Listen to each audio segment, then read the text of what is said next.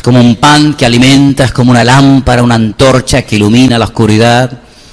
Es un espejo en el que podemos vernos. Son tantos los ejemplos que la Escritura nos da. Y por eso en esta tarde, Señor, queremos que cuando se predique y se exponga tu palabra, todos y cada uno de los que estamos aquí podamos escucharla con alegría, pero también con suma reverencia y temor, Señor, sabiendo que eres tú el que hablas a nuestras vidas a través de tu preciosa palabra. Gracias por este tiempo precioso que hemos tenido, donde hemos cantado, hemos expresado nuestra adoración a ti, y queremos en este momento que tú tomes el control y que todo cuanto se haga y se diga y se comparta hoy aquí sea dirigido por tu Espíritu Santo, Señor. Te damos gracias por todo en el bendito nombre de Jesús. Amén y amén. Quiero llevarles nuevamente, por favor, al capítulo que se ha leído en esta tarde. La porción, si recuerdan, era Mateo capítulo 21. Estamos en estos días recordando de una manera especial la última semana de la vida de Cristo. Es una lástima que una semana en la que se recuerdan cosas tan bonitas y tan importantes se haya plagado y se haya llenado de idolatría, porque nada más lejos de la realidad. Dios odia, Dios aborrece la idolatría. Dios no soporta que los hombres vayan detrás de imágenes, aunque tengan forma de hombres que recuerden a personajes de la Escritura o mujeres, ¿verdad? O incluso de Él. El Señor aborrece la idolatría y la prohíbe tajante y categóricamente en la Escritura. En todas las Biblias del mundo podemos encontrar los famosos 10 mandamientos, y no solamente en los 10 mandamientos, sino que cuando leemos la Escritura nos damos cuenta de que a Dios no le agrada que si quieres adorarlo a Él a través de otros dioses, a través de otras imágenes, intentes acercarte a Él. Si quieres servirle, no sé si es así o no, pero si quieres servirle, si quieres conocerle, vete directamente a Él. Él no necesita intermediarios. Él mismo dijo: venid a mí, los trabajados y cargados, que yo os haré descansar. No te desvía a un santo, no te desvía a una persona, sino que Él te dice directamente: ven a mí. Ven a mí, si estás trabajado, cargado, deprimido, desorientado, confundido, etcétera, etcétera, ven a mí directamente y tú y yo arreglamos lo que tengamos que arreglar. Es más, la Escritura dice que no hay mediadores, no hay otros medios, no hay otros intercesores entre Dios y los hombres más que Él. Él es el único que puede interceder delante de Dios Padre por nuestra vida. Así que, repito, es una lástima que esta semana en la que estamos recordando cosas tan importantes como su entrada triunfal en Jerusalén, como su muerte, su resurrección, su ascensión, el nuevo pacto, etcétera, etcétera, pues se haya plagado de idolatría. Y lamentablemente vamos a ver en estos días en televisión y por las calles, vamos a ver cómo gente hace unos esfuerzos tremendos cargando unos pesados tronos, creyendo que esa es la forma correcta de adorar a Dios. Y yo vengo hace muchos años diciéndolo, pero se ve que no llega el mensaje o no quieren hacer caso. Hermanos, esos tronos tan pesados, si les pusieran unas rueditas en las 4 esquinas, sería mucho más fácil moverlos.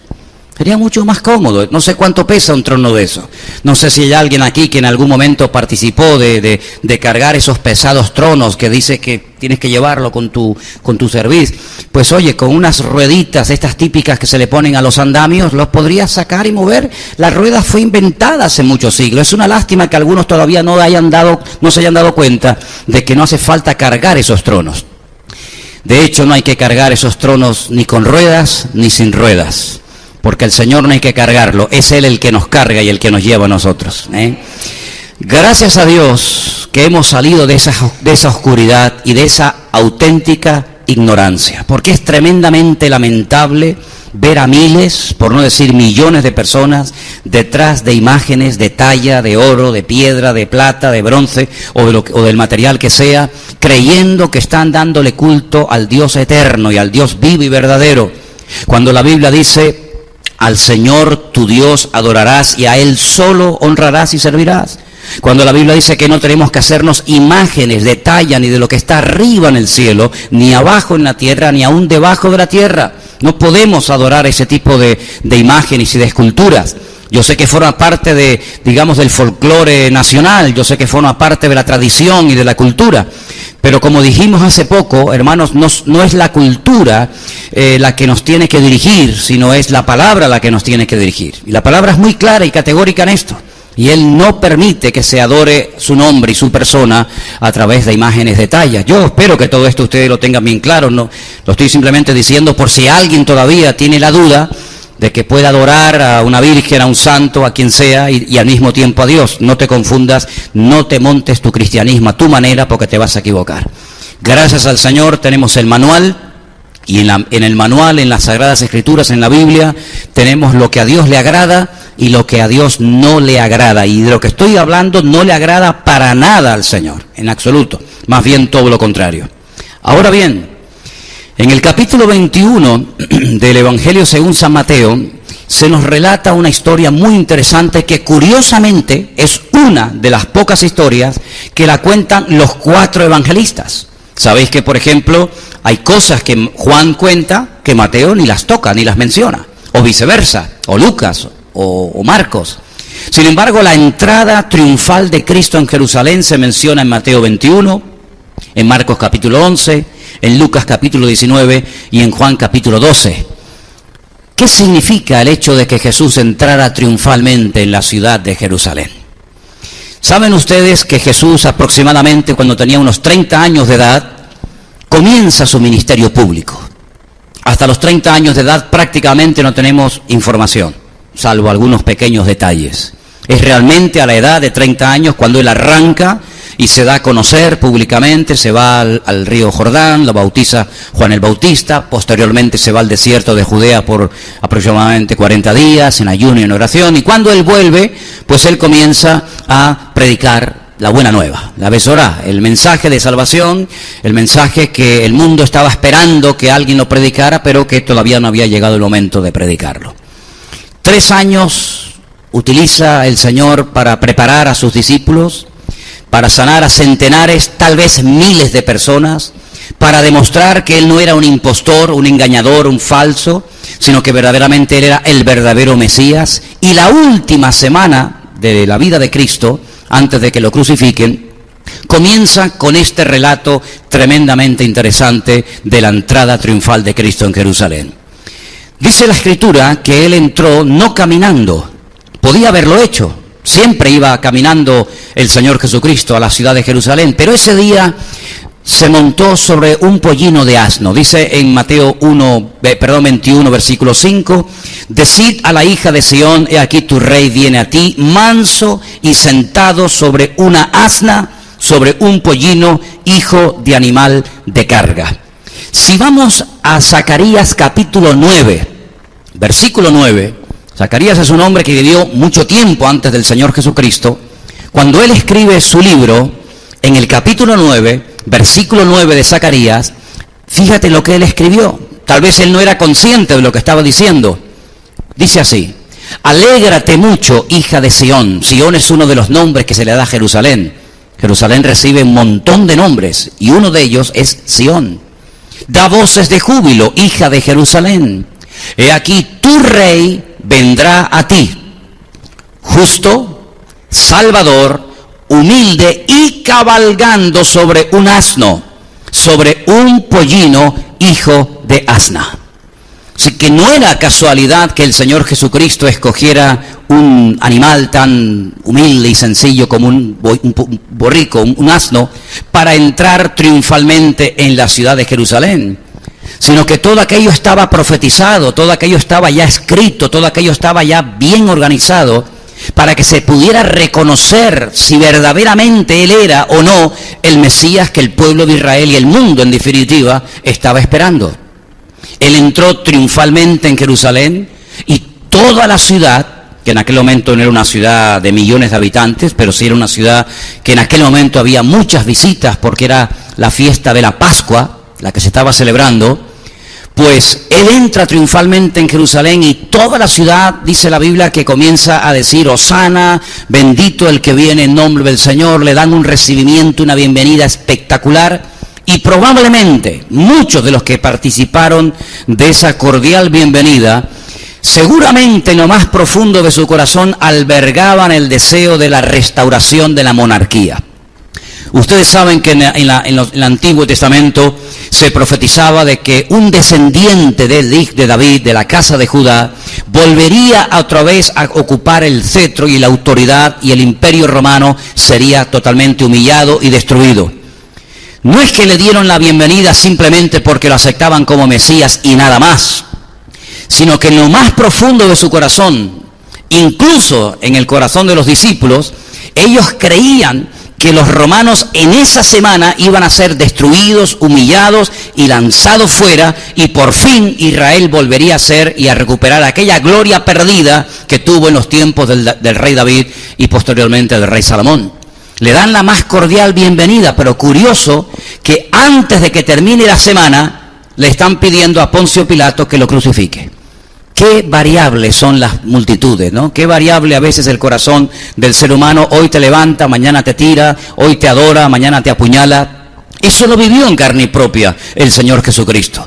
Él sabía perfectamente que toda aquella masa, aquella multitud de personas que estaban allí aclamándole y adorándole y tumbando o poniendo en el camino sus mantos y cogiendo ramas de palmera, dándole la bienvenida, él sabía perfectamente que esas mismas personas le iban a pedir a Poncio Pilato que lo crucificara. Lo sabía, pero él, a pesar de ello, entra en la ciudad y lo primero que hace, se dirige al templo de Jerusalén. Ahora, sé que la mayoría de ustedes lo saben, solamente lo recuerdo, que ese templo que visita el Señor Jesucristo, que no era la primera vez que lo visitaba, no es el templo que construyó el rey Salomón.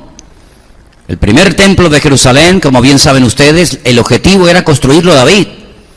Pero el Señor no le permitió al rey David construir el templo, pero sí le permitió a su hijo hacerlo. Salomón construyó un templo realmente espectacular, un templo que era una de las maravillas del mundo en aquel tiempo. Pero ese templo, tiempo más tarde, fue destruido por rebeldía, por desobediencia, en fin, por todos los motivos que ustedes conocen perfectamente. Los babilónicos vinieron de lejanas tierras, sitiaron la ciudad durante muchísimo tiempo y definitivamente le prendieron fuego al templo, lo destruyen, también la ciudad, también las murallas, y son llevados cautivos, muchos de ellos, a Babilonia por 70 años. Cuando vuelven del cautiverio, las tribus del sur, ¿saben cuáles son las tribus del sur? Benjamín y Judá. Pues dice la Biblia que reconstruyen otra vez el templo. Y este segundo templo es el que Herodes amplía y todos los judíos estaban tremendamente orgullosos de él. Este es el segundo templo construido en los tiempos de Esdras, en los tiempos de Zorobabel, en los tiempos de Nehemías, ¿verdad? Y este es el templo que visita en varias ocasiones el Señor Jesucristo. Este es el templo donde él fue con sus padres cuando era niño. Este era el centro religioso de la época. Todos los sacrificios y las fiestas anuales, las obligatorias, pues se celebraban en la ciudad de Jerusalén, en el templo de Jerusalén. Ese templo hoy en día no se puede visitar porque simplemente no existe. Otra vez lo volvieron a destruir, no en este caso los babilónicos, sino los romanos. En el año 70 después de Cristo, en el año 70 de nuestra era cristiana, a través de Tito, el hijo del emperador Vespasiano de Roma. Así que no hay templo en Jerusalén, pero en aquel tiempo el templo de Jerusalén era el orgullo nacional, era el lugar donde los judíos subían supuestamente a adorar a Dios. Y el Señor, cuando entra triunfalmente en la ciudad de Jerusalén, lo primero que hace es ir al templo, a orar, a presentarle sus respetos al Señor, en fin, a lo que fuera. Dice en el versículo 12, y vamos a leer esta porción que no se ha leído esta tarde, en Mateo 21, 12, que Jesús entró en el templo de Dios y echó fuera a todos los que vendían y compraban en el templo, y volcó las mesas de los cambistas y las sillas de los que vendían palomas, y les dijo: escrito está, escuchen bien, escrito está, ahora veremos dónde, mi casa, casa de oración será llamada, mas vosotros la habéis hecho cueva de ladrones. Sin nada que ver. Esto tiene que ser una casa de oración, de comunión, de relación del hombre con Dios y de Dios con el hombre, pero nada más lejos de la realidad. Esto no es una casa de oración. Esto no es un lugar santo, para ustedes tal vez lo sea, pero esta casa de oración, este templo de Dios, ustedes la habéis convertido en una cueva de ladrones. Sigo leyendo en el versículo 14. Y vinieron a él en el templo ciegos y cojos, y los sanó. Pero los principales sacerdotes y los escribas, viendo las maravillas que hacía y a los muchachos aclamando en el templo y diciendo, Hosana al hijo de David, se indignaron. Y le dijeron, ¿oyes lo que estos dicen? Jesús les dijo, sí. ¿Nunca leísteis de la boca de los niños y de los que maman perfeccionaste la alabanza? Y termino con el verso 17, que dice, y dejándolos, salió fuera de la ciudad a Betania y posó allí. Qué tristeza tan grande se tuvo que llevar Cristo cuando entra al templo de Jerusalén, lo que tenía que ser casa de oración, un lugar sagrado, y se encuentra que han convertido su casa en un mercadillo, en un lugar donde se compran, como dice aquí, y se venden animales, palomas y otros animales, para supuestamente después presentarlos en sacrificio a Dios. Qué dolor tan grande tuvo que sentir el Señor cuando entra en aquel lugar que había sido diseñado, edificado con tanto esfuerzo y cariño, y se encuentra que aquel lugar nada más lejos de la realidad. Aquello es un desastre, donde hay suciedad, donde hay desorden, donde hay comercio, donde hay negocio. Y el Señor, dice la Biblia, que les recuerda a todos los que estaban allí presentes en aquel momento, que ya se había dicho en el Antiguo Testamento, y quiero que leamos ese versículo, y lo encontraba esta tarde, está en Isaías 56, 7, que ese templo, que esa casa, con el paso del tiempo, se tendría que convertir en lo que Él dijo que era, en una casa de oración, en un lugar donde la gente podía subir y estar tranquilos, sin ruidos extraños, sin suciedades, sin desorden, con santidad, ¿verdad? Con una presencia del Señor maravillosa. Pues ya el profeta Isaías en el capítulo 56, versículo 7, mira lo que había dicho. Estamos hablando casi 800 años antes de Cristo, Yo los llevaré a mi santo monte, dice el Señor. Los recrearé en mi casa de oración. Sus holocaustos y sus sacrificios serán aceptos sobre mi altar, porque mi casa será llamada casa de oración para todos los pueblos. ¿Cuántos dicen amén? Encontré este versículo, mi casa, casa de oración, será llamada para todos los pueblos, en la sinagoga más antigua de Jerusalén, la sinagoga de los Caraítas, de un rabino que se llama Obadía. Ellos sabían perfectamente que en aquel lugar no se podían hacer estas cosas. ¿Quién había permitido, quién les había dado permiso a estos cambistas, a estos vendedores de animales que cambiaban también la moneda? ¿Quién les había autorizado meterse en ese edificio santo y sagrado a hacer ese negocio? Bueno, detrás de todo esto, si estudiamos la historia secular, sabemos que estaba nada más y nada menos que Anás y Caifás, los cuales eran el suegro y el yerno. Ellos habían permitido que esos puestos, ¿verdad?, esos chiringuitos, se montaran dentro del templo, y cuando la gente venía para presentar su sacrificio correspondiente, si traía un animal, automáticamente le decían, ese animal no sirve. Por esto o por aquello, quedaba descartado. Imagínate una persona que había venido caminando de lugares lejanos, que de repente el animal que había cuidado con tanto cariño y con tanto esmero, te diga un representante de Dios o de la ley que ese animal no sirve. ¿Qué haces? Tienes que comprar otro animal al precio que yo estipule, al precio que yo te diga. Era un negocio, hermano, era un abuso, era realmente algo vergonzoso que estos dos personajes llamados Anás y Caifás, representantes de Dios como tenían que ser en aquel tiempo, habían permitido a toda esta gente que entraran al templo e hicieran todo este tipo de negocio y de comercio, y el Señor no se sintió nada cómodo. ¿Cómo es que se sentían cómodos los sumos sacerdotes y el Señor no? ¿Cómo es que la gente subía y no se sentía mal por ver palomas y ovejas y cabras y bueyes por aquel lugar, por aquel recinto sagrado? Y el Señor Jesucristo, nada más entrar, lo primero que hace es volcar las mesas Dice en otro evangelio que hace como un látigo con cuerdas y expulsa a esa gente de allí adentro, vuelca las mesas, tumba las sillas y declara: esto no es una cueva de ladrones, sino esto tiene que ser una casa de oración. Es interesante notar cómo el hombre llega a perder la sensibilidad, a cauterizar su conciencia de tal manera que aquello que el Señor aborrece, algunos terminan amándolo. Y aquello que el Señor ama, algunos terminan aborreciéndolo. Hace muchos años leí un libro donde había 5 puntos principales. Se llamaba La mente renovada. Y uno de los puntos de ese libro decía que una de las cosas que todo creyente, toda persona que presume de haber nacido de nuevo y de conocer al Señor, debería de llegar un momento en su vida de sentir lo que Dios siente, tanto por lo malo como por lo bueno. Llegar un momento en el que digas: yo no puedo hacer eso, yo no puedo participar de esa fiesta o de esa celebración o de esa liturgia o de lo que sea, porque me siento mal, porque el Espíritu de Dios no me da paz y no creo que Dios quiera que yo haga que haga parte, que forme parte de esa actividad. Y por otra parte, tener la sensibilidad espiritual para saber dónde Dios está y dónde Dios no está. Es una lástima ver a creyentes que se sienten bien en todos los ambientes.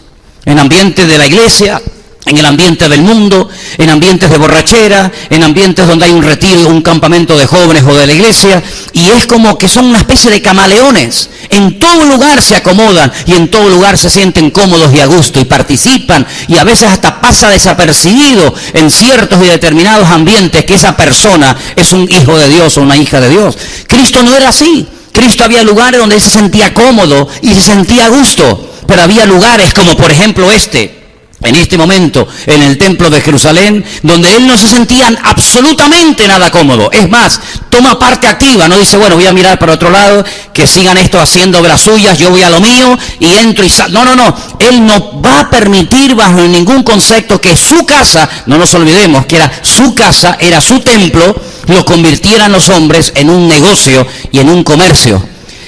¿Qué diría el Señor si apareciera por las calles de nuestro país en estos días y viera todo el negocio y todo el circo religioso que los hombres han montado, y muy bien, dicho sea de paso, en torno a su persona y en torno a su presencia? ¿Cómo se sentiría el Señor si ve a gente que va por las calles con cadenas y descalzos y con los cucuruchos esos que se ponen en la cabeza, los capirotes, y crucificándose y dándose con látigos en la espalda? ¿Qué diría el Señor? ¿Podría el Señor sentirse a gusto en la Semana Santa, ahora cuando saquen al Cristo de la Laguna, o cuando saquen al muñeco de Candelaria, o en la Semana Santa de Sevilla? ¿Cómo se sentiría el Señor en esta fiesta que algunos creen que son las más santas y las más maravillosas y más cristianas del año? Estoy seguro que el Señor también tomaría parte activa y por nada del mundo se sentiría nada cómodo viendo cómo los hombres otra vez, 2000 años después de Él, no terminan de aprender la historia y vuelven otra vez a negociar y a comerciar y a manipular las Escrituras. Y como me dijo una vez una persona: bueno, las imágenes no son tan malas como ustedes dicen, porque una imagen vale más que 1000 palabras. Hay que ser bruto e ignorante para llegar a esos extremos en la vida. Amén, hermanos. Ahora, Jesús entró en ese templo y lo limpia. Te quiero hacer 2 preguntas. La Biblia dice que Él ha decidido ahora no vivir en templos, no vivir en catedrales ni en iglesias, sino en seres humanos. La Biblia dice que ahora somos el templo del Espíritu Santo de Dios, el cual mora, el cual vive en nosotros. ¿Estamos de acuerdo o no? Muy bien. ¿Vive realmente Cristo en tu corazón? ¿O eres simplemente una persona que va y viene a una iglesia evangélica, católica o del nombre que sea? ¿Realmente Cristo vive y mora en tu corazón? ¿Realmente Él es tu Dios y tu Señor? ¿O es un añadido más en la mochila de la vida que llevas a la espalda? ¿Es realmente el Señor de tu vida? Valga la redundancia. ¿Él ha entrado triunfalmente en tu vida? ¿Él es tu autoridad? ¿Él es el que manda en definitiva? ¿O sigues mangoneando y dirigiendo tu vida tú? ¿Es realmente Él el Señor de tu vida? ¿O es el que te ayuda cuando necesitas ayuda y después te ayuda y te olvidas y ahí te quedas? ¿Ha entrado triunfalmente, poderosamente, realmente el Señor Jesucristo en tu vida? ¿Sí o no? Porque una cosa es creer en Él, que hasta el diablo cree. Y otra cosa es tenerlo a Él dentro de nuestra vida permanentemente, sabiendo que Él vive en nosotros. ¿Cuántos dicen amén? ¿Me entienden o no? Ok.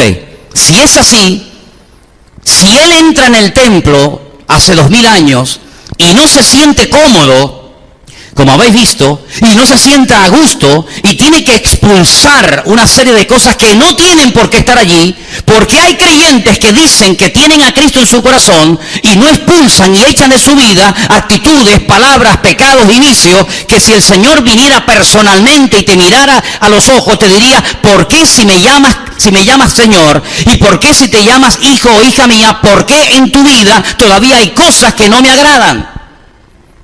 Porque el Señor no entró al templo y miró a otra parte, sino que el Señor entró al templo y lo limpia de adentro hacia afuera.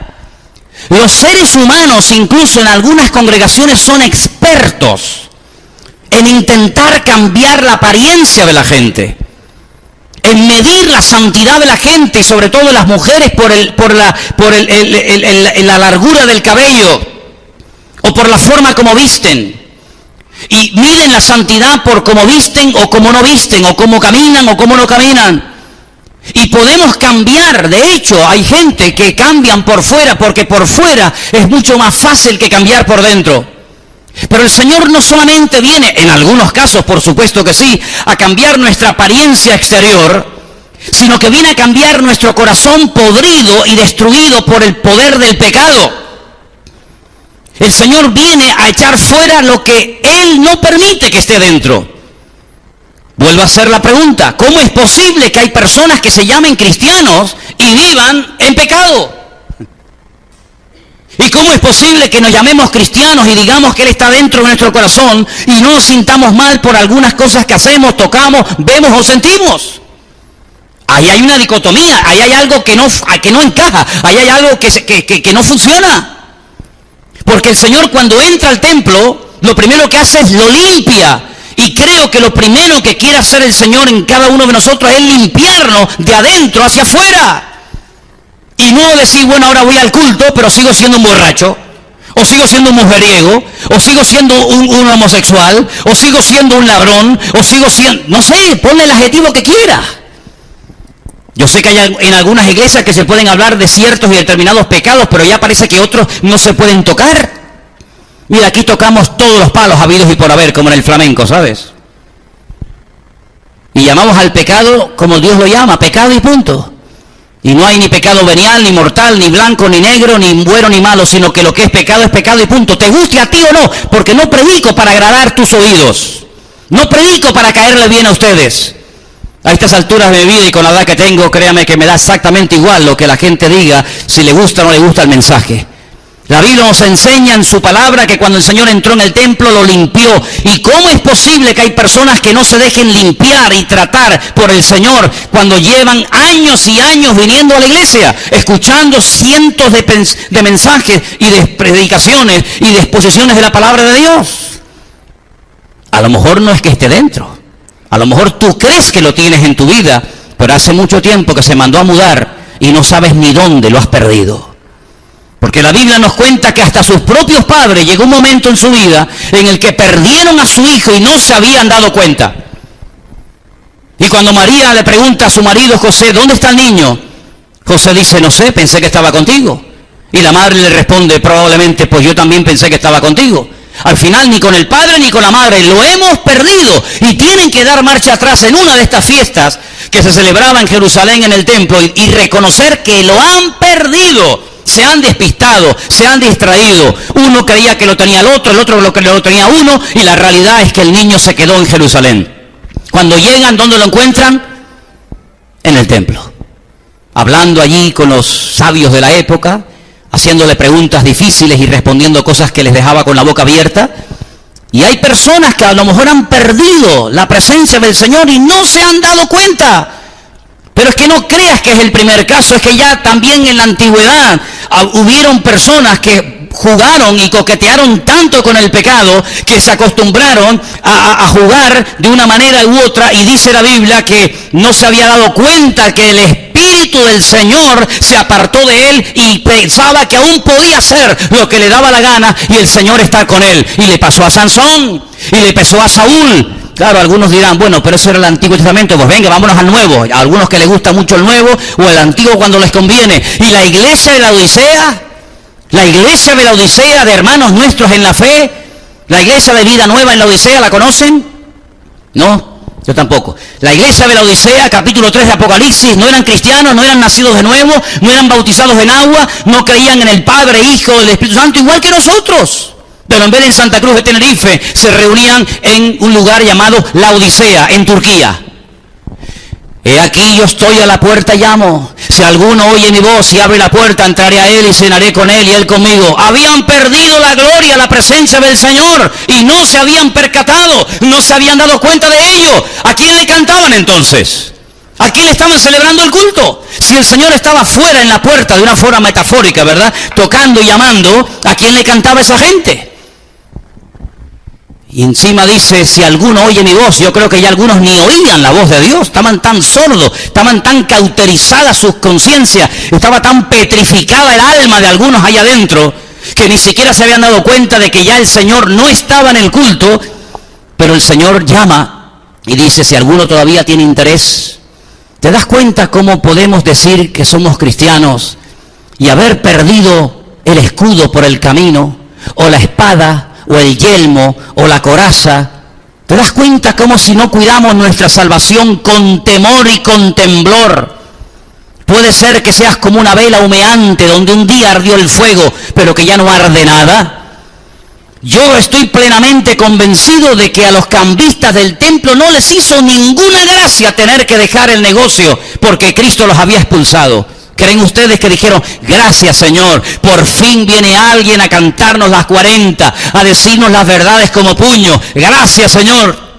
Estoy seguro que al arrogante y soberbio de Anás y de Caifás, que iba con un bastón dándole golpes a la gente porque no permitía que se le acercaran, porque era tanta la santidad y la unción y la autoridad que tenía, que así cuenta la historia que eran, pues estoy seguro que no les hizo ninguna gracia ver a Jesús que entrara al templo y le rompiera así en media hora todo el negocio de años. Además, no se olviden, era la Pascua. Miles y miles y miles de judíos habían venido de todas partes del país y del extranjero a celebrar la Pascua, y ahora llega este carpintero de Nazaret que no sabemos quién es y nos rompe todo el negocio. ¿Pero qué se ha creído este hombre? A nuestra carne no le va a hacer ninguna gracia que el Espíritu de Dios nos convenza y nos limpie de adentro hacia afuera. A nuestra carne no le va a hacer ninguna gracia de que le diga el Señor, eso no me agrada, eso tienes que dejarlo, eso tienes que echarlo de tu vida. Estoy seguro que a nuestra carne no le va a hacer ninguna gracia. Pero el objetivo nuestro, ¿cuál es? ¿Agradar a la carne o agradar a Dios? Si tu objetivo es agradarte a ti mismo, este lugar no ha sido creado, diseñado para ti. Aquí te vas a sentir muy mal. Te lo digo de antemano. Si tú lo que quieres es pecar el viernes y el sábado y venir el domingo con cara de niño bueno, aquí te vas a sentir muy mal. Porque puede ser que a lo mejor un mensaje sea de información, histórico y tal, y aprendas muchas cosas, pero tarde o temprano te vas a sentir muy mal. Porque hay cosas que vas a tener que dejar sí o sí. Si quieres ir en serio con Dios. Si no quieres ir en serio con Dios, pues, en fin, tendrás que montarte tu vida a tu manera. Pero vemos que el Señor entró y lo primero que hace es limpia el templo. Ahora, los que habéis estado allí conmigo en Israel en varias ocasiones, sabéis perfectamente que muy cerca del templo, casi pegado, podríamos decir, había y existe todavía un estanque enorme que se puede visitar, que es el famoso estanque de Betesda, donde dice en Juan capítulo 5 que había multitud de enfermos. No le dije a Dayana que buscar ese capítulo, pero permítame leerle los primeros versículos del capítulo 5 del Evangelio según San Juan, versículo 1. Después de estas cosas había una fiesta de los judíos y Jesús subió a Jerusalén. Y hay en Jerusalén, cerca de la puerta de las ovejas, un estanque llamado en hebreo Betesda, que significa casa de misericordia. Ahí está. El cual tiene 5 pórticos. Seguimos. En esos pórticos, yacía una multitud de enfermos, y ahora menciona ciegos, cojos y paralíticos. Es curioso, yacían, estaban tirados allí, ciegos, cojos y paralíticos, que esperaban el movimiento del agua. Dejamos ahí.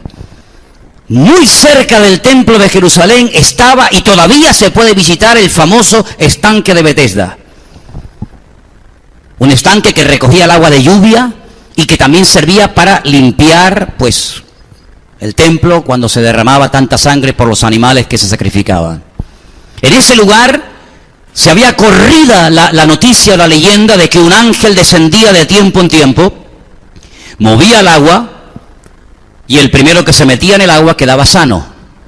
Y por eso dice que había allí una multitud de cojos, de paralíticos, de ciegos, en definitiva, de enfermos. Cuando Jesús llega al templo, en ese templo que lo han convertido los hombres en una cueva de ladrones, según hemos leído en esta tarde, cuando Él lo limpia y constituye nuevamente su casa como casa de oración, en el versículo 14 dice, y vinieron a Él en el templo ciegos y cojos y los sanó. ¿Cuántos dicen amén? Vinieron a Él al templo, ahora van, antes no van. Antes ¿dónde estaban? En el estanque de Betesda, Juan capítulo 5. Ahora que Jesús ha entrado dentro de la casa, la ha puesto en orden y la ha limpiado, ahora los cojos y los paralíticos que están allí en el estanque de Betesda, ahora se van al templo, y dice que no solamente van al templo, sino que además reciben sanidad, liberación, y sus vidas cambian radicalmente. Yo quiero pararme aquí porque hay personas que tú los ves un año, y los ves otro año, y los ves mucho tiempo, y cuando no es la espalda es la rodilla, cuando no es el hijo es el padre, cuando no es la madre es el matrimonio, cuando no es la economía, cuando no es el trabajo, pero es como que siempre hay algo que te impide ser feliz y ser totalmente libre. Y yo creo, hermanos, que aunque la vida cristiana es una carrera de maratón más que de velocidad, y pueden haber luchas y pruebas y dificultades, la Biblia nos habla de victorias, la Biblia nos habla de gozo, la Biblia nos habla de vida y de vida en abundancia. La vida nos habla de bendición, de libertad, de victoria, de júbilo. No es una pena tras otra pena, una tragedia, un dolor y un fracaso, no, hermanos. El Señor nos ha prometido victorias para nuestros problemas personales y particulares, ¿sí o no? El Señor nos ha prometido restauración de nuestras vidas. Y no es que la vida cristiana sea un camino de rosas donde no hay problemas, ni luchas, ni dificultades, pero podemos ver en su palabra que su voluntad es llevarnos de victoria en victoria, y de gloria en gloria, y de bendición en bendición. Esa es la voluntad del Señor en la palabra. ¿Por qué no iba a estar gente antes al templo si lo tenían ahí a un tiro de piedra? Es que los que habéis estado allí conmigo sabéis de lo que estoy hablando. El estanque de Betesda, hermano, está a un tiro de piedra de lo que era el antiguo templo de Jerusalén. Además había distintas puertas de acceso. No tenías que rodear toda la ciudad, todo el perímetro de la muralla, que son más o menos como 4 kilómetros 800 metros, sino que había una entrada directamente del estanque de Betesda al templo. ¿Por qué no iba la gente allí? ¿Por qué preferían estar botados como perros, esperando en aguas putrefactas en el estanque de Betesda, a que viniera un ángel y moviera el agua, en vez de irse al templo? ¿Por qué? Porque en el templo no había vida.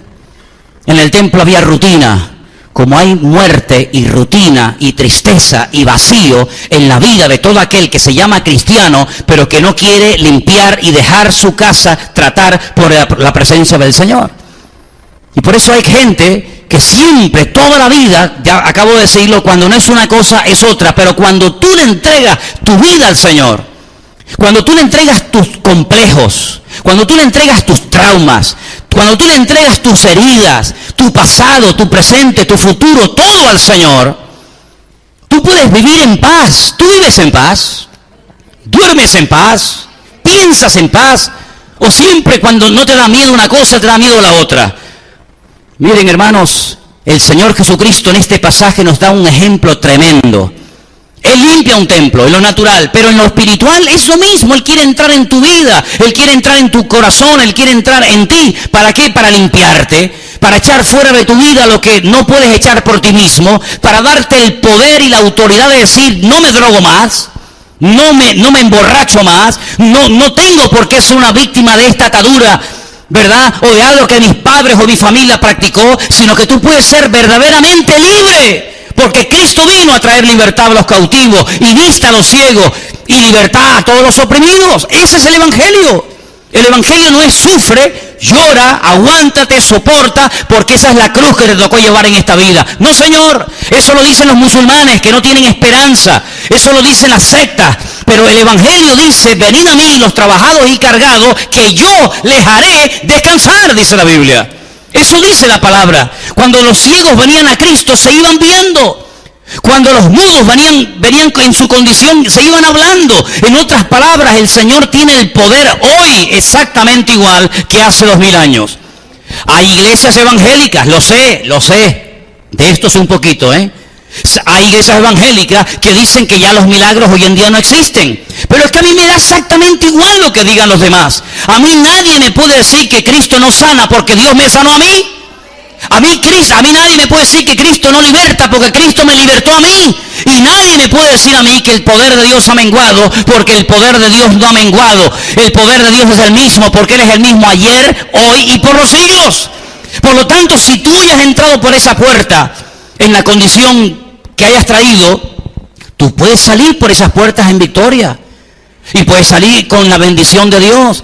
Y se puede dormir en paz, a pesar de que a lo mejor no tengas un buen trabajo, a pesar de que todavía no se te ha abierto la puerta que esperaba que se te abriera. Me da igual. El gozo, la paz, la bendición, la libertad del creyente no es circunstancial, no depende del ambiente, depende de tu comunión y de tu relación con Dios. ¿Cuántos dicen amén?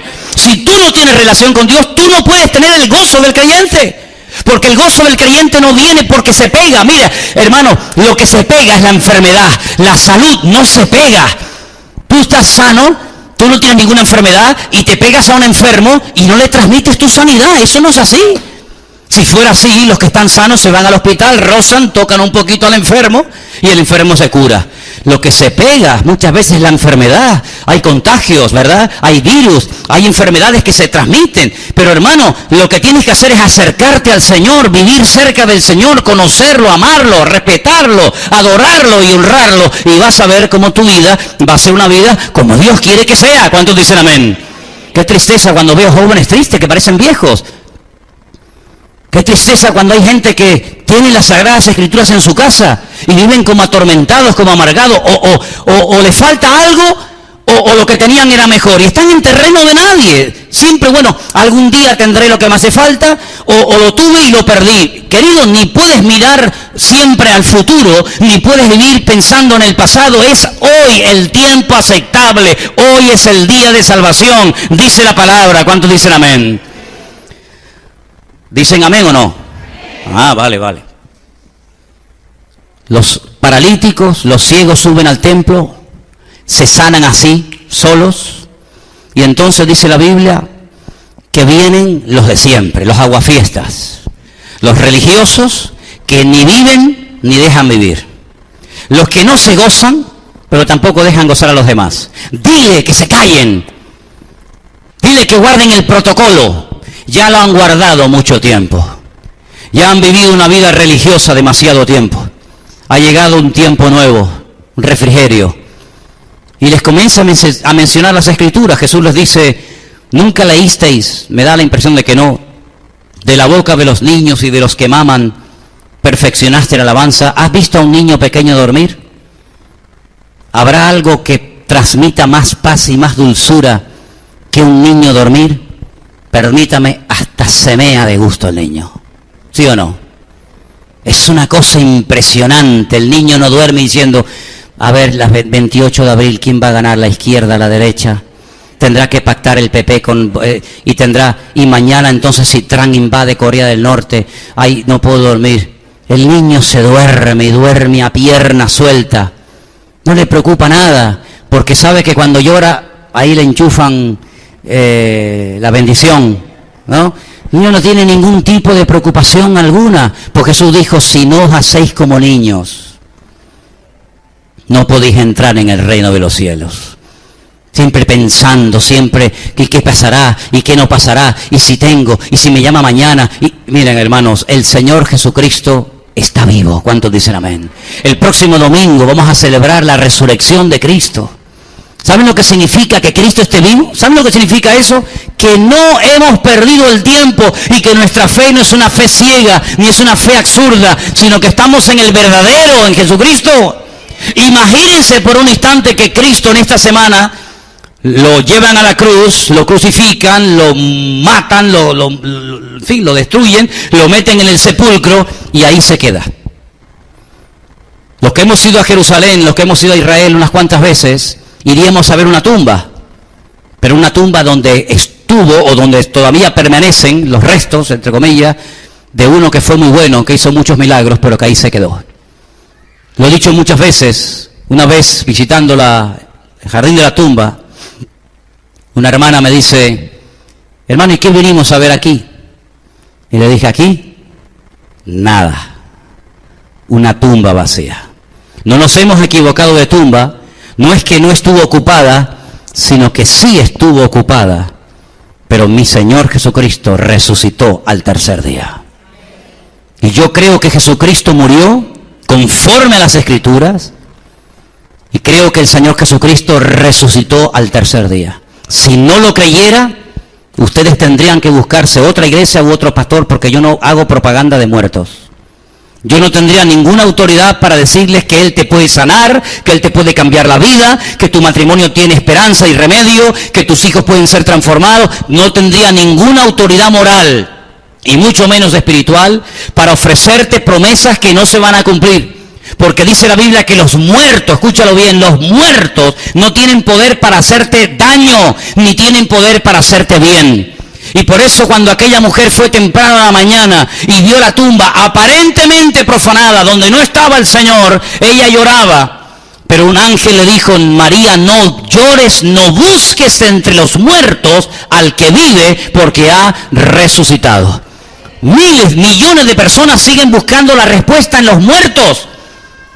Y van para que les tiren las cartas y para que le lean las manos y para que le hagan no sé qué vaina, para que el abuelito, la abuelita, el tío, el sobrino y sabe Dios quién, le resuelva la vida. Pero el Señor nos dice, no me busques entre los muertos, porque te vas a equivocar, vas a perder el tiempo. El Señor no está muerto, Él ha resucitado de la tumba. Y he aquí que vivo por los siglos de los siglos, amén.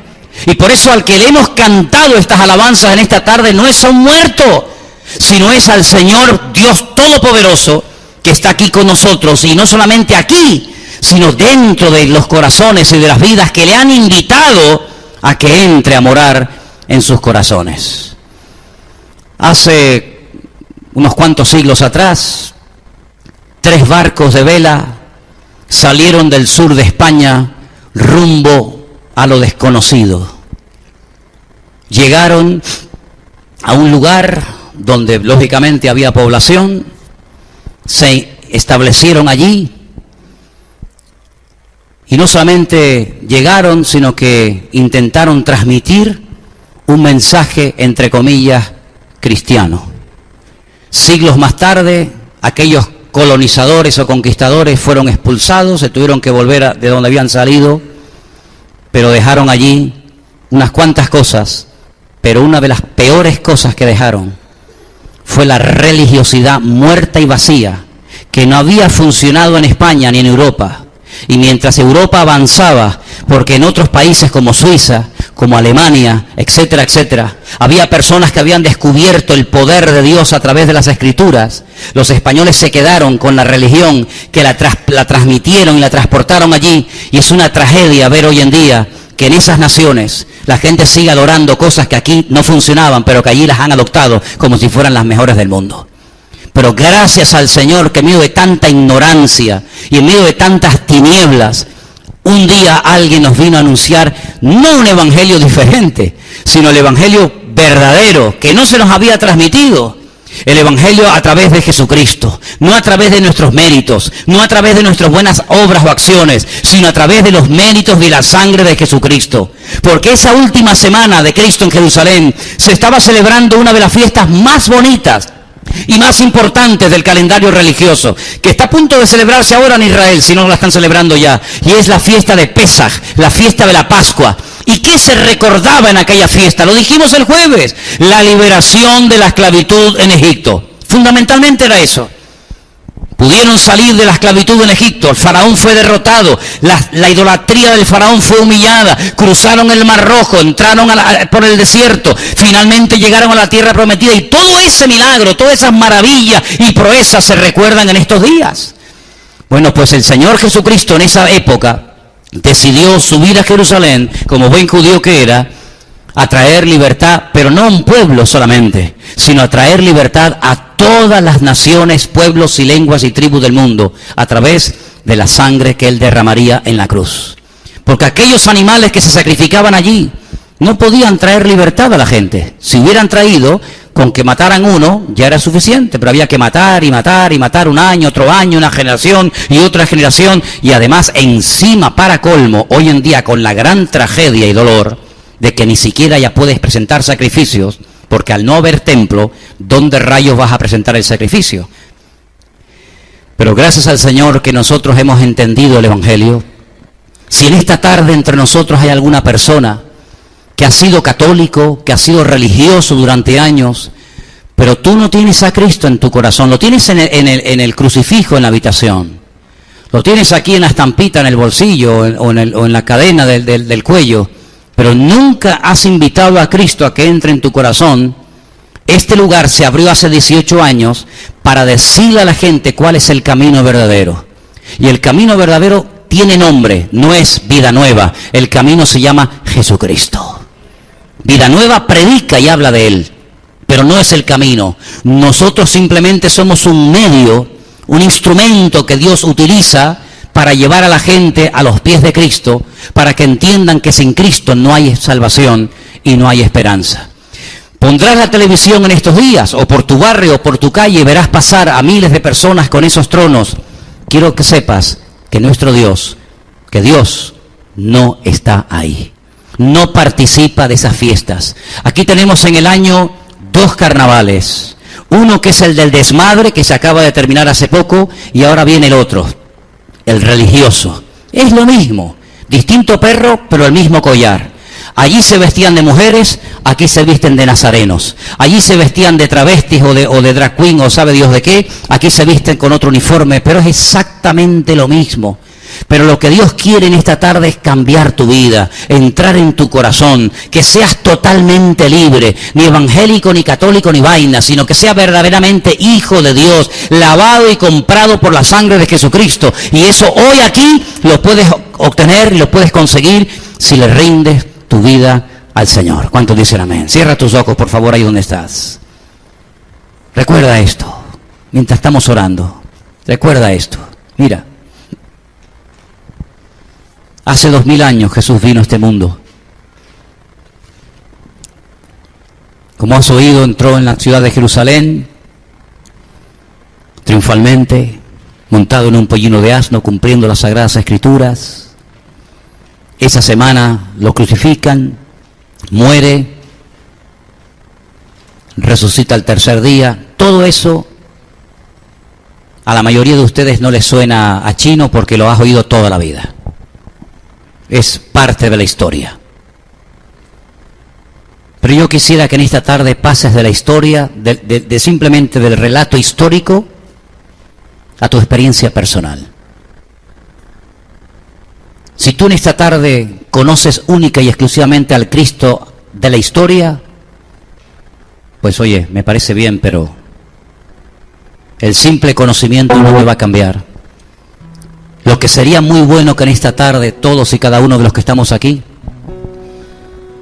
pasáramos de la historia a la realidad y le dijéramos al Señor: Señor, yo entiendo el motivo por el cual tú viniste a este mundo,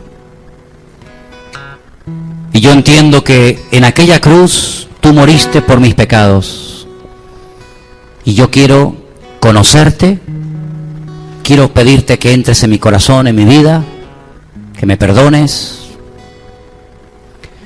y que me des fuerzas para seguirte todos los días de mi vida. Nadie lo puede hacer por ti. Ni papá, ni mamá, ni tu mejor amigo, ni tu mejor amiga. Es algo personal e individual. Puedes tener un padre con una fe tremenda. O tú puedes tener una fe tremenda y tu madre o tu padre no. Da igual. La salvación no se transmite de padres a hijos, no se hereda, se experimenta a nivel personal.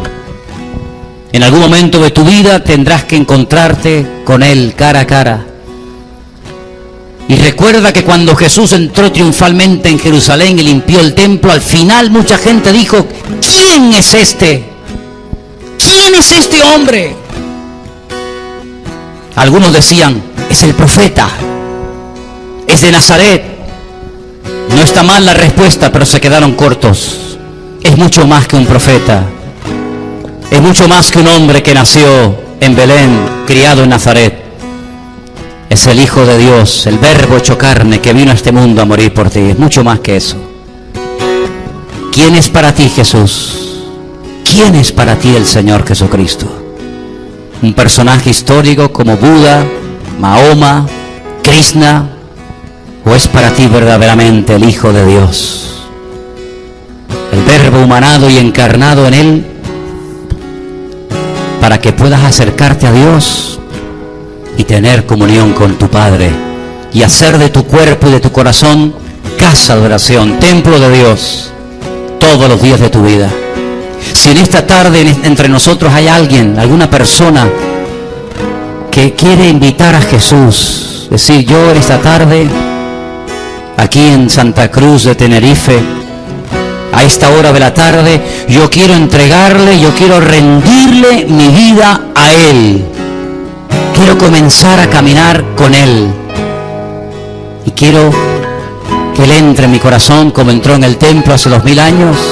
Y me limpie, y me cambie, y me transforme, y me perdone, y me haga una hija, un hijo suyo. Si en esta tarde hay alguien aquí así, queremos orar por ti. Levanta tu mano y estaremos orando para que en esta tarde el Señor entre en tu corazón. ¿Hay alguien esta tarde? ¿Alguien esta tarde que le quiere entregar su vida a Jesús por primera vez? Levanta tu mano. Ahí donde estás. Yo voy a orar por ti.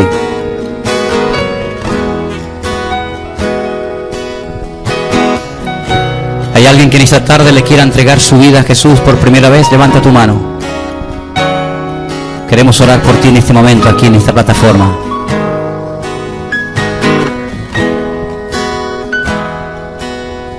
¿Todos los que están aquí le han entregado su vida a Jesús? ¿Sí? Gloria a Dios. ¿Alguien de los que está aquí entre nosotros se ha separado del Señor, se ha enfriado y quieres volver a casa? ¿Quieres volver al Señor?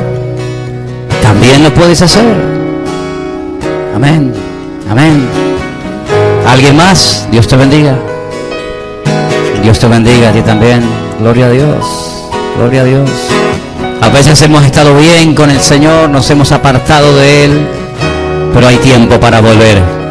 Hay tiempo para volver. El Señor te está esperando. Él te ama. Él te ama. Él te quiere perdonar otra vez, te quiere restaurar y levantar. Aleluya. Así es, qué bueno. Gloria a Dios. Gloria a Dios. En esta tarde hay varias personas que han levantado su mano por distintos motivos. Dios los conoce. Yo quiero que ahí donde estás, por favor, le digas al Señor: Señor, dilo conmigo fuerte: Señor, yo quiero en esta tarde pedirte perdón. Y quiero pedirte, Señor, que me vuelvas a limpiar, que me vuelvas a acoger en tu casa, Señor.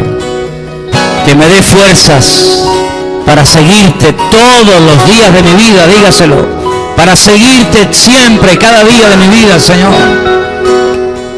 Quiero en esta tarde que limpies mi corazón, que limpies mi vida como limpiaste el templo. Límpiame a mí, Señor. Sabes todo lo que me ha atrapado, sabes todo lo que me ha ensuciado. Yo quiero en esta tarde, Señor, venir a ti humillado y decirte, he pecado, me he separado, me he enfriado, me he alejado de tus caminos, pero hoy quiero volver a ti. Dígaselo, hoy yo quiero volver a ti. Y te doy gracias porque tú siempre que hay arrepentimiento, siempre vas a perdonar. Aleluya, siempre, siempre. Dios siempre perdona al que es humilde y pide perdón. Al soberbio, dice, lo mira de lejos. Lo dice Proverbios. Al soberbio lo mira de lejos porque no quiere tener comunión con Dios. Pero al que se humilla delante del Señor y dice, Señor, perdóname, ayúdame, el Señor lo limpia, lo perdona, lo restaura, lo bendice y lo vuelve a levantar y le dice, sigue caminando porque yo estoy contigo todos los días hasta el fin del mundo. ¿Cuántos dicen amén? Aleluya, gloria a ti, Jesús. Quiero que ores por la persona que está a tu lado, por favor. Ora por la persona que está a tu lado, no te quedes suelto, ora por ella, ora por él. Dile, Señor, yo quiero en esta tarde orar por mi hermano, por mi amigo, por mi...